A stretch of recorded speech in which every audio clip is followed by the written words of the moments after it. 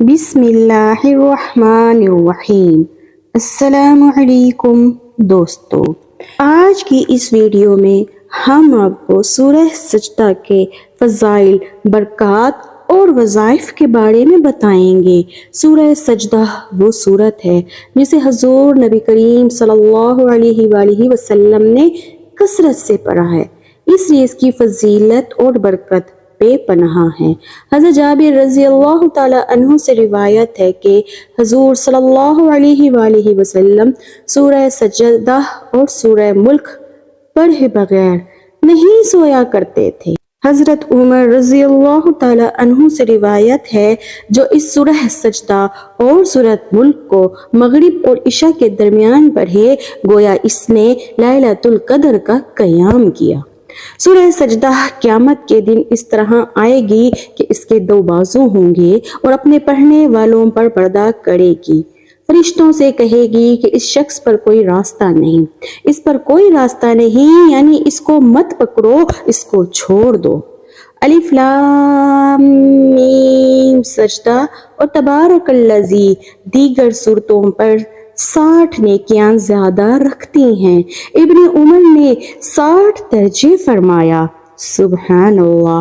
حضرت ابو ہریرہ رضی اللہ تعالی عنہ سے روایت ہے کہ حضور نبی کریم صلی اللہ علیہ وآلہ وسلم جمعہ کے دن نماز فجر میں الف لام میم تنزیل السجدہ پڑھا کرتے تھے۔ یہ سورت غلبہ اور عزت پیدا کرنے میں بہت مفید ہے۔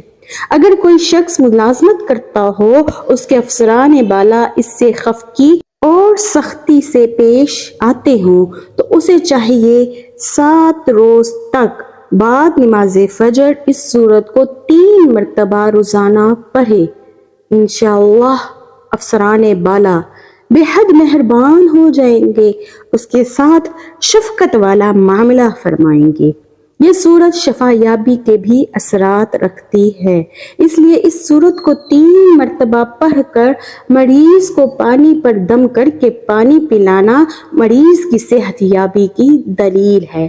اللہ اپنی رحمت سے مریض کے صحت یاب ہونے کا ذریعہ بنا دے گا انشاءاللہ۔ اگر کسی شخص کو مخالف فریق نے مکان، زمین یا جائیداد کے مسئلے میں بہت زیادہ پریشان کر رکھا ہو، اسے چاہیے 21 روز تک اس سورت کو روزانہ بعد نماز عشاء 11 مرتبہ پڑھے۔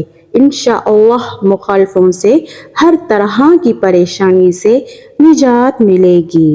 ابن عمر رضی اللہ تعالی عنہ سے حضور اقدس صلی اللہ علیہ وآلہ وسلم کا یہ ارشاد منقول ہے کہ حسد 2 شخص کے سوا کسی پر جائز نہیں، ایک وہ جس کو حق تعالی شانہ نے قرآن شریف کی تلاوت عطا فرمائی اور وہ دن رات اس میں مشغول رہتا ہے، دوسرا وہ جس کو حق سبحانہ نے مال کی کثرت عطا فرمائی اور وہ دن رات اس کو خرچ کرتا ہے۔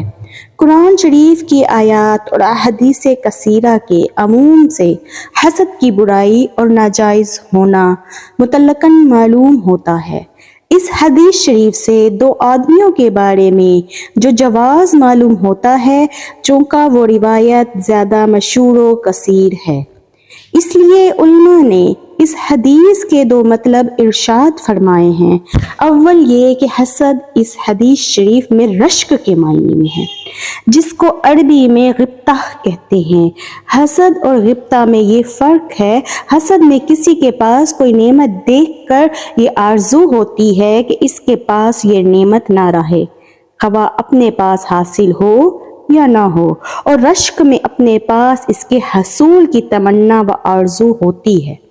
عام ہے کہ دوسرے سے زائل ہو یا نہ ہو، چونکہ حسد بالاجماع حرام ہے، اس لیے علماء نے اس لفظ حسد کو مجازاً غبطہ کے معنی میں ارشاد فرمایا ہے، سبحان اللہ۔ حضرت عثمان رضی اللہ تعالی عنہ حضور اقدس صلی اللہ علیہ وآلہ وسلم کا یہ ارشاد منقول ہے، تم میں سے بہترین شخص وہ ہے جو قرآن سیکھے اور اس کو سکھائے۔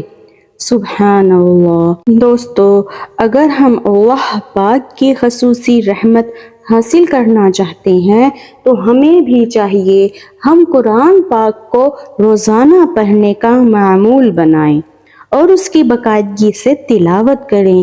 حضور نبی کریم صلی اللہ علیہ وآلہ وسلم کی احادیث مبارکہ کے ارشادات کے مطابق روزانہ رات کو سورہ سجدہ اور سورۃ ملک کی تلاوت کریں تاکہ ہمیں دینی و دنیاوی فوائد حاصل ہوں۔ اللہ پاک کی ہم پر خصوصی رحمت ہو، آمین یا رب العالمین، آمین۔ دوستو، اگر آپ کو یہ ویڈیو اچھی لگی ہو تو چینل کو سبسکرائب کر کے کمنٹ میں ضرور بتائیے گا۔ جزاک اللہ۔